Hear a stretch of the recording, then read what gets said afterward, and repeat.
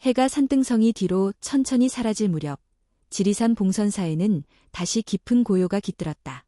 일주문을 지나 돌계단을 따라 올라가면 마당 한가운데에 오래된 은행나무 한 그루가 서 있었고 그 아래서 작은 연불 소리만이 들려왔다. 그 목소리는 낮고 조용했다. 하지만 이상하리만치 또렷하게 맴돌았다. 스님들의 저녁 예불이 끝나갈 무렵 한 비구니가 홀로 남아 법당 뒤편에서 기와를 옮기고 있었다. 이름은 선화. 나이는 30 초반.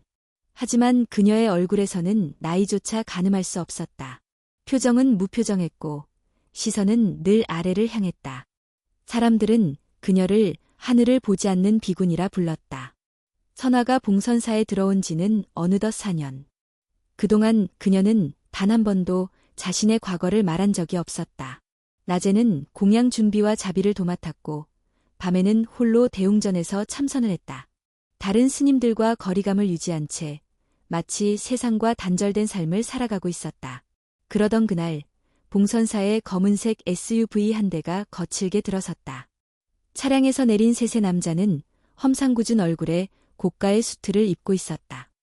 그들은 서울에서 내려온 부동산 개발업체 미래디벨롭의 사람들이라고 자신을 소개했다. 가장 나이가 많아 보이는 남자가 트럭에서 도면을 꺼내 펼쳤다. 이 절을 리조트로 개발하면 지역 경제에 큰 도움이 될 겁니다. 절도 더 크고 좋게 지어드릴 수 있고요. 주지 스님은 차분히 말했다. 이곳은 돈으로 사고 팔 수 있는 공간이 아닙니다. 부처님이 머무시는 도량입니다. 그 순간 뒤에 있던 박상우라는 남자가 한 발 앞으로 나섰다. 그의 눈빛에는 노골적인 경멸이 담겨 있었다. 노스님, 세상 물정을 너무 모르시는군요. 요즘 절도 경영입니다. 자산가치, 부동산 수익, 이 모든 게 수행 아닌가요? 그는 말하며 주지 스님의 바로 옆을 지나가다 일부러 선화의 어깨를 툭 치고 지나갔다. 그녀가 들고 있던 기와가 바닥에 떨어지며 산산조각이 났다. 순간 주위는 조용해졌다. 선화는 아무 말 없이 무릎을 꿇고 조각을 하나하나 주워 담았다. 박상우는 비웃으며 말했다. 아이고, 손이 미끄러졌네. 혹시 나한테 뭐라고 할 생각이라도 있어요, 스님? 그녀는 아무런 대꾸도 하지 않았다. 그저 허리를 굽힌 채 조각을 주워들 뿐이었다. 그의 비웃음은 더 커졌다. 사람이랑 말을 하면 좀 쳐다봐야지. 벙어리야. 박상우가 손을 뻗어 그녀의 어깨를 잡는 순간이었다. 선화의 눈이 천천히 그를 올려다보았다. 그 눈빛 속에는 자비도 공포도 없었다. 마치 인간의 감정이 사라진 듯한 냉정한 시선이었다. 박상우는 갑작스레 등을 흠칫 떨며 손을 뗐다. 그녀는 조용히 일어나 뒤도 돌아보지 않고 걸어갔다. 그의 부하 중 하나가 어깨를 으쓱이며 말했다. 형, 저 스님 좀 이상하지 않아요? 박상우는 눈을 가늘게 뜨며 말했다. 어디서 본 듯한 느낌이 자꾸 드네. 무슨 군인 같기도 하고 기분 나빠. 그날 밤 대웅전에는 촛불 하나만이 희미하게 흔들리고 있었다. 선화는 홀로 자리에 앉아 눈을 감았다. 하지만 마음은 고요하지 않았다. 기억은 끝없이 되살아났다. 사막의 붉은 모래, 총성과 비명, 쓰러져가는 동료들. 그리고 마지막으로 들었던 한 목소리. 우릴 죽게 만든 건 내가 세운 작전이었다. 잘했어, 중이님. 그 목소리는 아직도 그녀의 귓가에 생생했다. 그녀는 손에 쥔 염주를 강하게 움켜쥐었다. 구슬이 손바닥을 파고들어 피가 맺혔다. 지금까지 살아남은 죄책감, 스스로 도망쳤다는 수치, 그리고 아직 끝나지 않은 무언가가 그녀의 마음 한가운데에서 피를 흘리고 있었다. 밖에서는 가을바람이 은행나무 잎을 흔들고 있었다. 선화는 눈을 떴다. 벽 너머에서 들려오는 작은 말소리에 귀를 기울였다. 그 스님, 예사롭지 않아. 내일 사람들 더 데려와야겠어. 확실하게. 그녀는 조용히 일어났다. 손등에 피를 소매로 닦으며 입안으로 염불을 삼켰다. 나무 아미타불, 관세음보살. 하지만 그 염불 속에는 평온이 아니라 칼날 같은 결의가 스며 있었다. 누구도 모르게 봉선사에서는 오랫동안 울리지 않았던 마지막 전쟁의 종소리가 조용히 울리기 시작하고 있었다. 선아는 밤새 잠들지 못했다. 법당의 촛불은 이미 꺼졌지만 그녀의 마음속에서는 여전히 총성과 비명이 울려 퍼지고 있었다. 그녀는 다시 그날로 돌아갔다. 아직 윤지우라는 이름을 가지고 있던 시절. 707특 김단의 전투복을 입고 사막의 한 도시 외곽에 서 있던 순간이었다. 작전명 청색 사막. 목표는 무기밀 조직의 거점을 급습하여 인지를 구출하는 것이었다. 위성사진으로 확인된 건물과 지도는 완벽했고 정보 또한 확실하다고 했다. 윤지우는 자신이 직접 이 계획을 승인했다. 자신감과 긴장, 그리고 팀원들을 지켜야 한다는 책임감이 뒤섞여 있었다. 하지만 이상한 예감은 있었다. 도심을 벗어난 후에도 너무 조용했다. 바람 한 점 없는 사막에 모래만이 흘러내렸다. 막내 병사 최민수는 불안한 얼굴로 속삭였다. 중위님, 너무 조용합니다. 뭔가 이상하지 않습니까? 윤지우는 짧게 대답했다. 원래 사냥 직전이 가장 고요한 법이야. 긴장 풀어. 우린 707이다. 그 말이 끝나기가 무섭게 사방에서 섬광과 폭발음이 터졌다. 모래먼지가 하늘로 솟구쳤고 총성이 밤하늘을 찢었다. 완벽한 매복이었다. 윤지우가 소리쳤다. 엄폐, 응사하라. 하지만 이미 늦었다. 총알이 빗발쳤고 팀원들이 하나둘 쓰러졌다. 최민수가 절규했다. 중위님, 내 다리가. 그의 피가 모래를 적셨다. 그때였다. 어둠 속에서 나타난 한 사내가 최민수를 붙잡고 칼을 그의 목에 대었다. 그의 팔뚝에는 부러진 철망을 휘감은 검은 뱀 문신이 선명했다. 그는 미친 듯 웃으며 말했다. 이게 누구신가? 소문으로만 듣던 707의 유령 아니신가? 윤지우는 총을 겨누며 소리쳤다. 그 아이 놔줘. 내가 원하는 게 뭐야? 사내는 비웃었다. 원하는 거 바로 너다. 내가 짠 작전 때문에 모두가 죽는 꼴을 내 눈으로 직접 보는 거지. 그는 품에서 기폭장치를 꺼내 버튼을 눌렀다. 날카로운 기계음이 모래바람 속에 울렸다. 내 지옥에 온 걸 환영한다. 윤지우가 달려들기도 전에 폭발이 일어났다. 모래와 불길이 뒤섞여 하늘을 삼켰다. 최민수의 비명이 사라지고 모든 것이 붉게 물들었다. 그녀는 눈을 떴다. 봉선사의 새벽 공기가 폐 속으로 들어왔다. 손에 쥔 염주가 다시금 살을 파고들었다. 손바닥에 피가 배어 나왔다. 지옥은 과거에 있는 것이 아니었다. 바로 지금 그녀의 마음속에 생생히 살아있었다. 그녀는 천천히 일어나 절 마당으로 나왔다. 동자승들이 아직 잠든 새벽, 은행나무 잎이 바람에 흔들리고 있었다. 그녀는 나지막이 중얼거렸다. 이제 끝내야 해. 그때였다. 산길 아래서 낮게 울리는 엔진 소리가 들려왔다. 전날 왔던 검은 SUV가 다시 올라오고 있었다. 이번엔 뒤따르는 차량이 3대나 더 있었다. 차에서 내린 사내들은 손에 쇠파이프와 해머를 들고 있었다. 박상우가 선글라스를 벗으며 웃었다. 스님, 하룻밤 사이에 마음의 준비는 좀 되셨습니까? 어제는 우리가 너무 신사적이었죠. 주지 스님은 담담하게 대답했다. 어떠한 위협에도 내 뜻은 변치 않는다. 여긴 당신들이 있을 곳이 아니니 돌아가시오. 박상우가 손짓하자 부하들이 움직였다. 이런 쓸모없는 돌더미들부터 부숴버려라. 한 사내가 석탑으로 향하려는 순간 선아가 그의 팔을 붙잡았다. 해머가 공중에서 멈췄다. 사내가 당황하며 소리쳤다. 뭐야, 왜 안 떨어져? 선아는 아무 말 없이 그의 팔을 비틀었다. 그는 비명을 지르며 바닥에 쓰러졌다. 순식간에 분위기가 달라졌다. 남자들의 눈이 휘둥그레졌다. 박상우가 외쳤다. 잡아. 전부 덤벼. 사내들이 함성을 지르며 선아에게 달려들었다. 그녀의 움직임은 물처럼 흘렀다. 주먹과 발을 쓰지 않고 최소한의 동작으로 상대의 힘을 흘려보냈다. 관절과 급소만을 정확하게 공격했다. 억하는 비명과 함께 사내들이 쓰러졌다. 그때 선화의 시야에 들어온 한 가지. 쓰러진 사내의 허리춤에 꽂힌 것은 일반 칼이 아니었다. 군용 대검이었다. 그녀의 눈빛이 얼음처럼 차갑게 변했다. 이 자들은 단순한 깡패가 아니야. 멀리서 박상우가 전화기를 꺼내며 중얼거렸다. 형님, 그 여자, 보통이 아닙니다. 전부 다 당했습니다. 도심 한복판의 고급 사무실. 황철룡이라는 이름으로 불리는 남자가 전화를 받고 있었다. 그의 손에는 값비싼 양주잔이 들려 있었다. 닥쳐, 그게 지금 말이냐? 산골짜기 비구니 하나를 못 당해서 단체로 무릎을 꿇었다는 게? 그는 전화를 끊어버리고 잔을 벽에 던졌다. 크리스탈이 산산조각 났다. 잠시 후 그는 서랍에서 특수 제작된 위성전화를 꺼냈다. 단 하나의 번호만 저장된 전화였다. 신호음이 몇 번 울린 뒤 차가운 목소리가 들려왔다.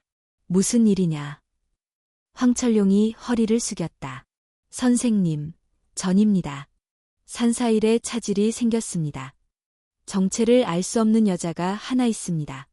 비구니인데 보통 실력이 아닙니다. 제 부하들이 모두 당했습니다. 잠시 침묵이 흘렀다. 그 짧은 침묵이 황철룡의 등골을 서늘하게 만들었다. 목소리가 다시 흘러나왔다.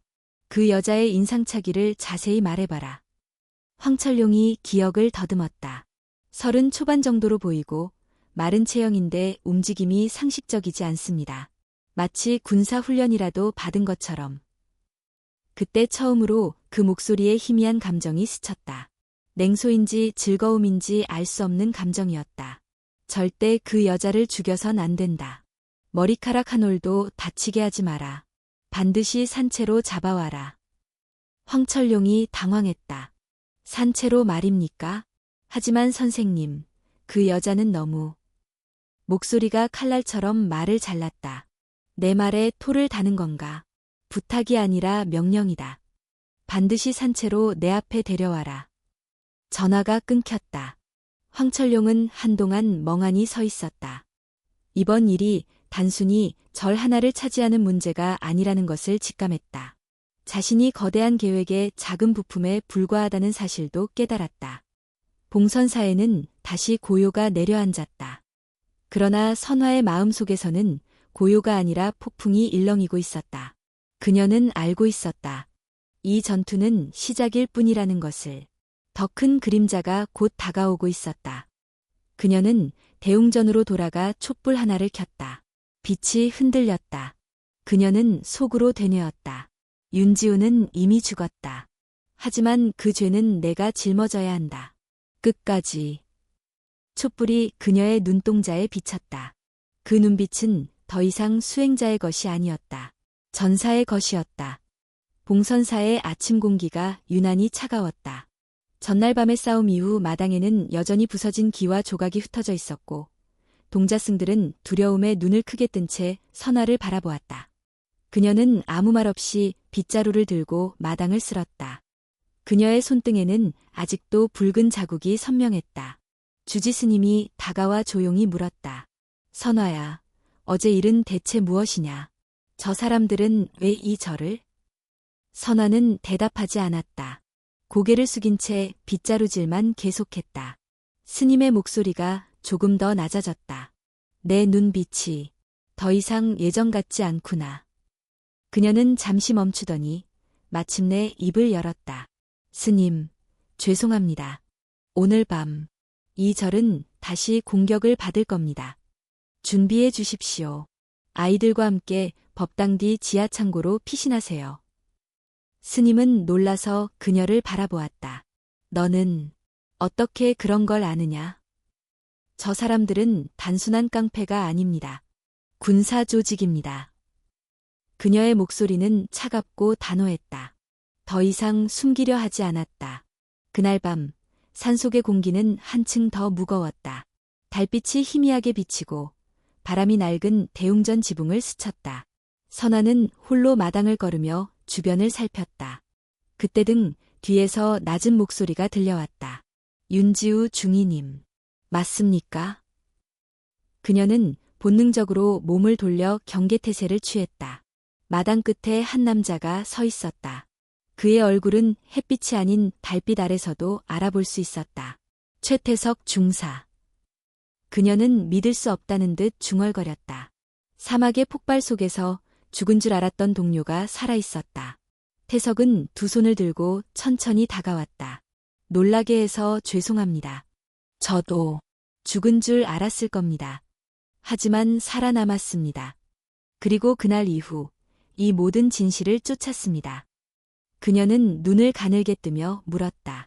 왜 이제야 나타났습니까? 태석은 고개를 숙였다. 겁이 났습니다. 그리고 죄책감 때문에 숨어 있었습니다. 그는 품에서 태블릿을 꺼냈다. 화면에는 국정원 기밀이라는 붉은 도장이 찍힌 파일들이 나열되어 있었다. 직접 보셔야 할 겁니다. 그가 첫 번째 파일을 열자 중동 사막의 위성사진이 나타났다. 윤지우의 눈빛이 흔들렸다. 이게 우리가 매복에 걸렸던 지점입니다. 공식 보고서에는 단순한 정보 오류라고 되어 있죠. 하지만 아니었습니다. 태석은 두 번째 파일을 열었다. 화면에 사망한 팀원들의 사진이 하나씩 스쳐 지나갔다. 최민수, 박하사, 이병장. 그녀의 숨이 가빠졌다. 태석의 목소리에 분노가 섞였다. 처음부터 모든 것이 계획된 함정이었습니다. 우리는 적을 소탕하러 간 게 아니었습니다. 제거 대상이었을 뿐입니다. 윤지우는 중얼거렸다. 제거 대상. 누가? 왜? 태석은 마지막 파일을 열었다. 화면 중앙에 한 남자의 얼굴이 떠올랐다. 날카로운 눈빛, 한때 그녀가 존경했던 사람. 서경민 대령입니다. 당신의 스승이자 우리 팀의 지휘관. 이자가 모든 비극을 설계한 주모자입니다. 그녀는 태블릿을 떨어뜨릴 뻔했다. 목소리가 떨렸다. 거짓말. 그럴 리가 없어. 스승님께서의? 태석이 그녀의 눈을 똑바로 바라봤다. 조작이 아닙니다. 저도 믿고 싶지 않았습니다. 그래서 지난 몇 년간 그의 뒤를 쫓았습니다. 그는 지금 백호라는 사병 조직을 이끌고 있습니다. 밖에 있는 놈들이 바로 그의 졸개들입니다. 윤지우의 숨소리가 거칠어졌다. 그럼 그날 죽은 동료들의 명예도 내 죄책감도 모두 거짓이었단 말입니까? 태석은 고개를 숙였다. 대령은 당신에게 모든 책임을 덮어씌우고 사라졌습니다. 당신만이 그를 막을 수 있습니다. 잠시 침묵이 흘렀다. 그녀의 손이 떨렸다. 사막의 폭발음이 다시 귀에 울리는 듯했다. 동료들의 비명이, 최민수의 얼굴이 떠올랐다. 모든 것이 분노로 끌어올랐다. 하지만 그 분노 속에서 한 가지가 그녀를 붙잡았다. 내가 그를 죽일 수 있을까? 태석이 간절한 목소리로 말했다. 윤지우 중위님, 억울하게 죽어간 동료들의 명예를 되찾을 수 있는 사람은 이제 당신밖에 남지 않았습니다. 당신의 선택에 모든 것이 달려 있습니다. 그녀는 천천히 태석을 바라보았다. 수행자의 온기는 흔적도 없이 사라졌다. 그 자리에는 냉혹한 전사의 눈빛만이 남았다. 강중사. 그녀의 입에서 오랜만에 군대식 호칭이 흘러나왔다. 현재 파악된 적의 규모와 화력 수준은? 태석은 잠시 놀랐지만 이내 군인으로서 답했다. 사찰 주변에 배치된 인원만 최소 수십 명 이상입니다. 전원 자동소총으로 무장한 것으로 보입니다. 저격수나 중화기는 아직 파악되지 않았습니다. 그녀는 주지 스님에게 시선을 돌렸다. 스님, 지금부터 이곳의 지휘는 제가 맡겠습니다. 시간 없습니다. 다른 스님들과 동자승들을 데리고 법당 뒤편 지하 창고로 피하십시오. 그곳이 가장 안전합니다. 주지 스님은 낯설게 변해버린 선화의 모습에 말을 잃었다. 선화야, 대체 무슨 일이 벌어지고 있는 것이냐? 내가 왜? 그녀는 스님의 말을 끊었다. 지금은 선화가 아닙니다. 스님. 스님과 다른 분들의 목숨이 제 손에 달려 있습니다. 부디 서둘러 주십시오. 스님은 더 묻지 않고 무거운 표정으로 고개를 끄덕였다.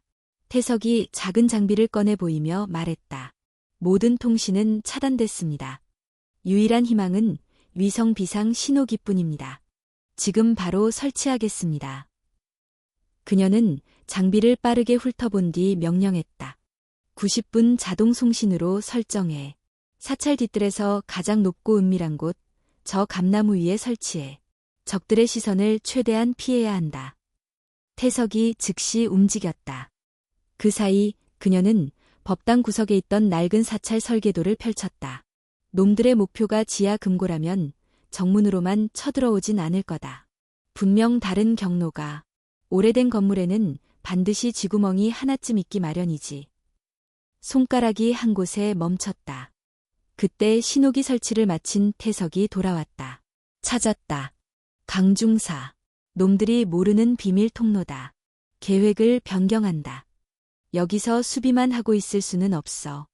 지상에서 적들의 주력 부대를 묶어두는 동안 우리는 이 통로를 통해 적의 심장부로 직접 들어간다. 그녀는 범종체를 고쳐 잡았다. 차가운 쇠덩이의 무게가 그녀의 손과 마음에 동시에 내려앉았다. 이제 더는 숨을 곳이 없다. 나도, 그도. 밖에서 개짖는 듯한 함성이 울려 퍼졌다. 산 아래에서 수십 대의 차량 행렬이 헤드라이트를 밝히며 어둠을 뚫고 오르고 있었다.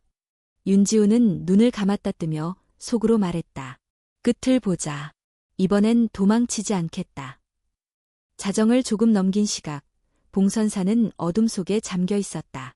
하지만 그 어둠은 고요하지 않았다.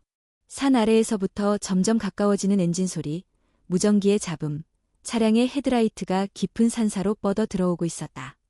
강태석이 경내 지붕 위에서 쌍안경으로 주변을 살폈다. 총기 보유 확인. 적어도 30명 이상. 완전히 포위했어.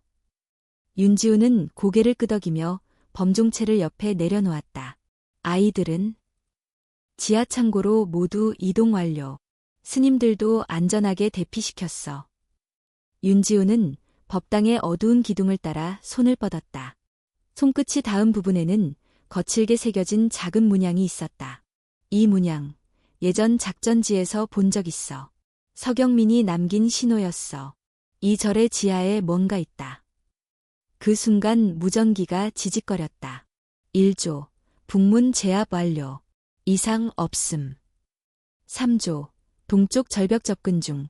지붕 위 감시자 없음. 윤지우는 강태석을 바라보며 말했다. 그들은 우리가 준비하고 있다는 걸 모른다. 이 기회를 이용해 내부를 흔들어야 해.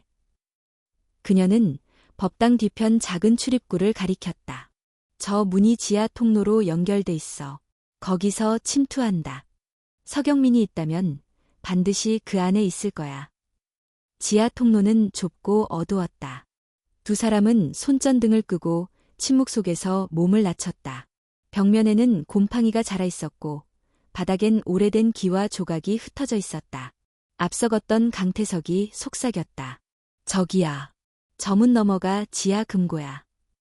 윤지우가 문에 손을 댔다. 열쇠는 필요 없어. 이 문은 자신이 들어올 자를 알고 있어. 그러자 문이 천천히 열렸다. 눈부신 조명이 그들을 맞았다. 최첨단 장비로 가득한 지하 벙커, 대형 스크린과 서버들이 늘어서 있었다. 그 한가운데 서경민이 서 있었다. 그는 천천히 박수를 치며 말했다. 역시 넌 예상대로 움직이는군. 지우아. 윤지우는 범종체를 들어올렸다. 스승이라는 자가 이런 짓을 저지르다니. 왜? 서경민은 비웃듯 말했다. 왜냐고. 나라를 위해 목숨 바친 자들이 어떻게 됐는지 봤잖아. 버려졌어. 기억 속에서도, 체계 속에서도. 그래서 복수하겠다고? 아니, 새로운 질서를 세우려는 거지. 이젠 내가 법이야. 윤지우는 한 발 다가섰다. 그 질서 안엔 누구도 인간답게 살 수 없어. 넌 사람을 버려서 권력을 얻었어. 서경민은 고개를 저으며 말했다. 넌 여전히 순진하군. 내 팀을 죽인 건 정보가 아니야. 내가 세운 작전이야. 넌 책임이 있어. 윤지우의 눈빛이 흔들렸다. 내가 그들을 죽였다고 말하고 싶은 거냐? 아니, 넌 그들을 지키지 못했지. 그리고 오늘도 또다시 선택해야 해. 내가 날 죽이면 그때와 같은 상황이 반복될 거야. 그때 강태석이 무전기를 손에 들고 외쳤다. 놈들이 지하로 침투 중이야. 곧 여길 덮칠 거야. 서경민이 웃으며 말했다. 이미 통로는 폐쇄됐다. 넌 더 이상 도망칠 곳이 없다.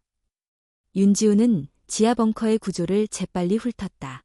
불상 아래에 설치된 구조물, 오래된 기둥, 그리고 균열. 그녀는 강태석을 향해 외쳤다. 뒤로 물러나. 저 기둥을 부숴야 해. 강태석이 놀라며 외쳤다. 거기엔 불상이 있어. 그걸 부수면 전체가 무너져. 알고 있어. 그녀는 숨을 들이쉬고 범종체를 높이 들었다. 이건 살생이다.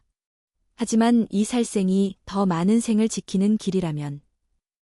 그녀는 강하게 내리쳤다. 균열이 퍼지고 불상이 흔들리기 시작했다. 서경민이 경악하며 외쳤다. 지우야, 미쳤냐. 그건 내가 수호하려던 절의 혼이야. 아니. 윤지우는 눈을 가늘게 뜨며 말했다. 그 혼을 지키기 위해서라면 때로는 스스로를 깨뜨려야 해. 무너지는 기둥과 함께 거대한 불상이 천천히 쓰러졌다. 서경민이 도망치려 했지만 이미 늦었다. 수톤에 달하는 종이 그의 위를 덮치며 갱음을 내며 바닥에 떨어졌다. 모든 것이 정적에 잠겼다.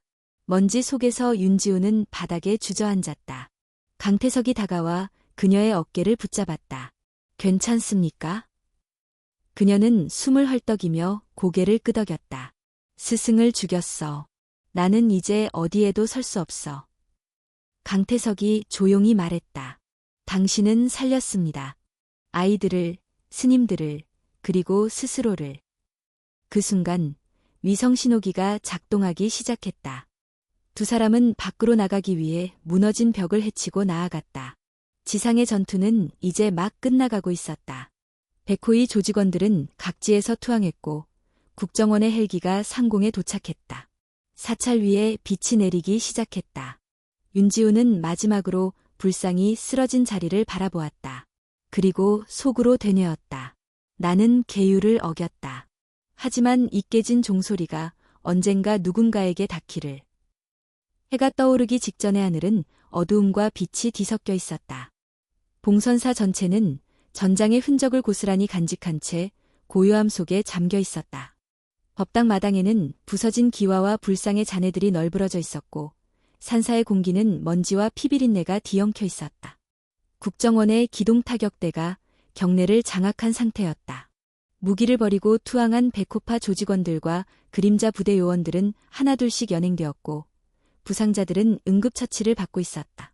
서경민은 들것에 실린 채로 이동되고 있었고 그의 얼굴은 먼지와 핏자국에 얼룩져 있었다. 두 다리를 완전히 잃은 그는 이제 더 이상 걷지 못하는 신세가 되었다. 그의 눈동자가 마지막으로 윤지우를 향했다. 그 눈에는 분노도 슬픔도 아닌 공허만이 남아있었다. 그녀는 그 시선을 피하지 않았다. 가볍게 고개를 숙이며 마지막 인사를 건넸다. 스승님, 그동안 감사합니다. 이제는 제 길을 가겠습니다. 강태석은 헬기에 실려가기 전 그녀에게 다가와 말했다. 대위님, 이제는 지우씨라고 불러야 할까요? 윤지우는 고개를 가로저었다. 아니요. 지금은 그 어떤 이름도 의미가 없어요. 난 그저 여기 남아야 해요. 강태석은 무거운 표정으로 그녀의 어깨에 손을 얹었다. 모든 진실이 밝혀졌습니다. 국정원도 군도 더는 당신을 배신자라 부르지 않을 겁니다. 그건 중요하지 않아요. 나는 그날 이후 매일 밤 죄책감에 사로잡혀 있었고 오늘에서야 비로소 그 목소리를 잠재웠어요. 그녀는 무너진 법당 앞에 서서 천천히 눈을 감았다. 바람에 흩날리는 나무 잎 사이로 새벽의 첫 햇살이 그녀의 얼굴에 닿았다. 그때 주지 스님이 지하 창고에서 어린 동자승들과 함께 모습을 드러냈다.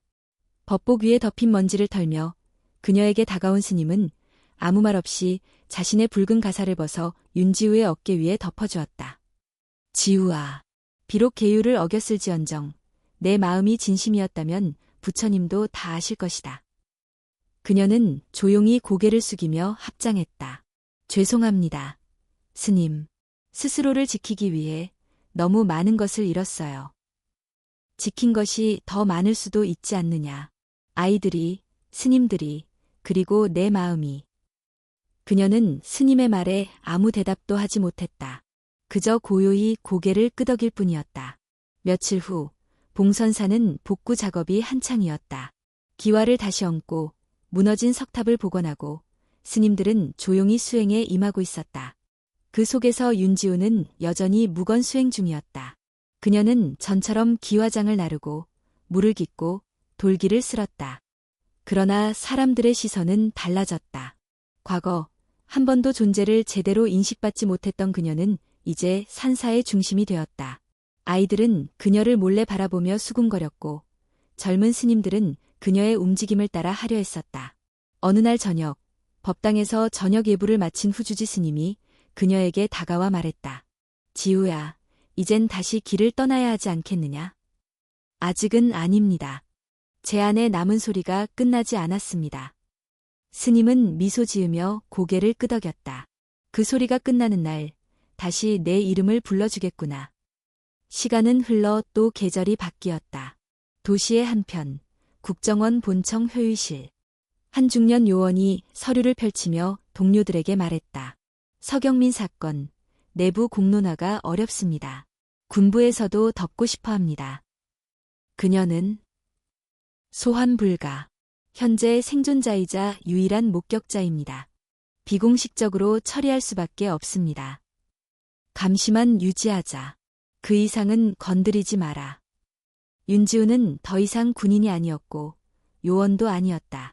하지만 그녀는 여전히 싸우고 있었다. 다만 이제는 눈에 보이는 적이 아닌 자신의 내면과. 그녀는 매일 아침 종각 앞에 앉아 범종을 닦고 있었다. 그 종은 새로 주조된 것이었지만 그 위에는 예전 종의 파편 일부가 녹아들어 있었다. 그리고 어느 날 새벽 그녀는 범종 아래에 무릎을 꿇고 조용히 합장했다. 그녀의 손에는 오래된 염주 한 줄이 감겨 있었다. 그 염주는 과거 그녀의 죄책감이었고 지금은 그녀의 맹세였다. 그 순간 새로 주조된 종이 바람에 흔들려 작은 소리를 냈다. 그 소리는 누구에게도 들리지 않을 만큼 미약했지만 그녀에게는 분명했다. 그녀는 눈을 떴다. 햇살이 종 위를 비추며 금빛을 내고 있었다. 그녀는 속삭였다. 이제 됐어. 나는 괜찮아. 그리고 천천히 일어나 범종을 향해 마지막으로 고개를 숙였다. 과거의 소리, 죄책감, 슬픔, 분노, 모두를 담아 올렸던 종소리는 이제 그녀의 맹세와 함께 끝을 맺었다. 그녀는 발걸음을 돌려 산길을 내려가기 시작했다. 이제는 도망이 아닌 새로운 길로 나아가는 첫걸음이었다.